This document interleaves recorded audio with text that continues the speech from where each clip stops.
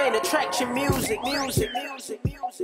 Hey man, I'm praying for this selection. I'm seeing a deception. I learned as a kid to use my words as a weapon. The kids can barely read and the parents half-step and say they need a leader. So I'm the one that's gonna be repping, say I got the spirit of an old man in me. Instead of trying to look over, understand with me. I fall back or you can stand with me. Instead of trying to criticize, welcome to the field of life. It's cool, it was prophecy.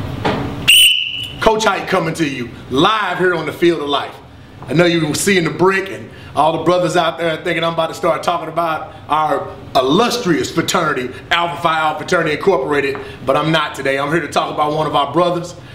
Died 1997, Quan Demetrius Wright, with a tragic death. And all the young people out there, anybody else that's ever lost somebody, no disrespect to who you've lost, but when we lost this person, it literally changed our lives.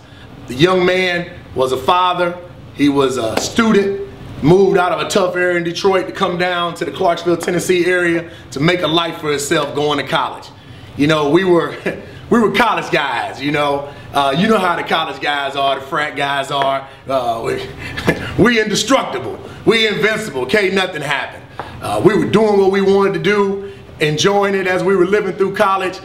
Got to a point we were working a job, trying to make extra money. I mean, all my college students out there know how it is to just do what you got to do to make extra money. Work wait tables, work security jobs and things like that. Got to the point to where he worked a job and I went back to visit him and just, you know, just moved by what went on and what took place that night. I do apologize if I get a little choked up because I think about the goodness and how blessed I was to be in that situation, but not die in that situation. As we were entering the place, coming to see him at the location he was in, we came in, everybody was looking for him, we could see him maybe 10 feet away. We got about 5 feet away and the crowd was moving around and all of a sudden shots just rang out. You know, when shots rang out, you already know. You know what time it is, what everybody do.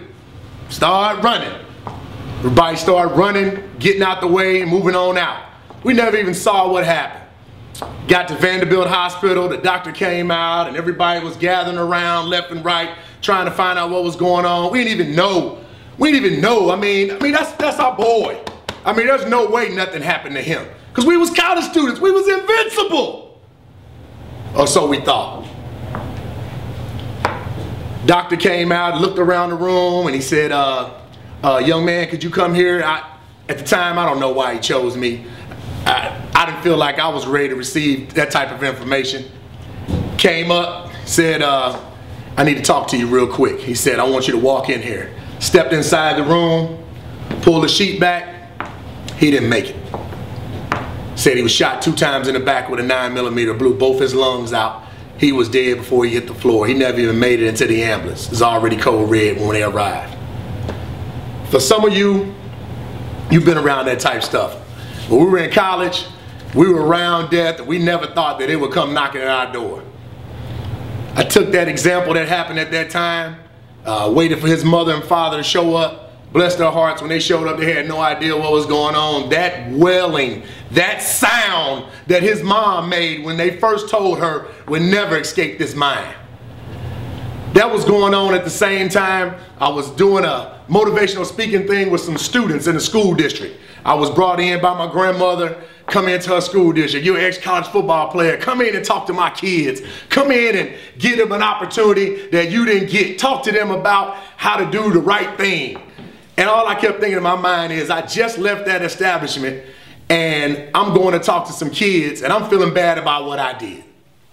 Well, you know what? Coach Hite always liked to keep it 100 and keep it real with y'all. That instance, that second when that happened, totally changed my life. And I didn't even know it at the time. Because after that, I also received information that my cousin, who was a little younger than me, had died from leukemia and we need to come down and do his funeral. So that's 2 funerals in 1 week I need to attend. Went down to the first funeral for my roommate, attended that funeral. You know, they dropped the casket. You know, his kids were scratching at the ground saying, mama, why they putting daddy in the ground? I mean, that stuff sticks in my mind to this day. And if you've been through some stuff like this, something had to happen, and you may not have liked it. And I'm not saying because the Lord works in mysterious ways. You didn't like it, but what are you going to use it for now? That's my question today. Coaching you on the field of life, sometimes you get sent in some plays that you don't quite understand. But if you run that play and you run with it, then you can make something happen and it'll blow you away. Because after that, winning their funeral, I mean, we were some scoundrels. They had 2 pastors up there, 2 pastors for 1 funeral preaching at the same time. Comes find out they were twins. That's how bad we were. They brought out twins to come preach to us. First thing that pastor said is, if it was you right now laid out up here, would you have done everything you're supposed to do in life? Would you be where you're supposed to be right now in life? And that just sent chills through me because I felt like there is no way I've done everything I'm supposed to do. See, when we're alive, the most important day is the day we was born. Happy birthday to you. We always worry about the happy birthday time. Because that's the most important part on that casket, on the headstone. It says when you were born.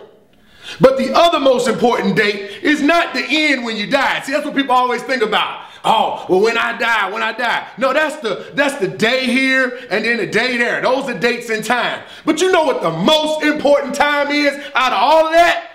The dash in the middle.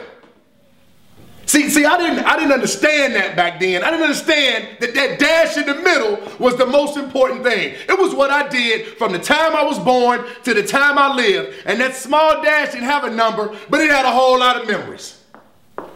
And because my dash was able to be elongated, or better to be used, then I could keep on going and do something to help somebody else. I mean, understand that you got an opportunity in front of you right now to do something. That could have been me. That could have been me standing right next to him when he was shot. Other people were hit with bullets, they didn't die, but it could have been me at that time. But it was not me, and I have to say to myself, now what am I going to do with it? So as I attend that other funeral, he dies of leukemia at a young age, had all the talent in the world. I had to get to a point where I realized, okay, now what do I do? Because my dash in the middle is not going to be a negative sign. See, that's what some of us got. Some of us got that dash in the middle, and it's a negative sign because you negative about this. I can't do this. I can't help with this. There's no way I'm going to be able to be this. You got to step up and get on the field of life and let's fight. All the time we keep talking about it. So that dash in the middle, that's the most important day that's going on. The day you in right now. It's a great day. Every day you can get up and claim it's a great day. Even if it goes bad, it ain't all that bad because it could be a whole lot worse. Because as we was laying down a casket, that was the worst day for him. That was the worst day for them. How many people have you lost and you got to a point where you step back and said, I can't make it? Oh no, yes you can, because you still living.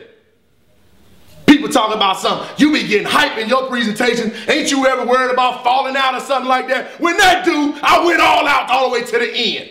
Because I'm tired of being average and I ain't going to be average no more. What about you? Coach Hite putting you on the field of life, giving you these plays to get in the game. Get a blitz. Make a touchdown. Make a tackle in life. Go full speed on stuff. Bills do. Quit complaining about it. Step up and let's go.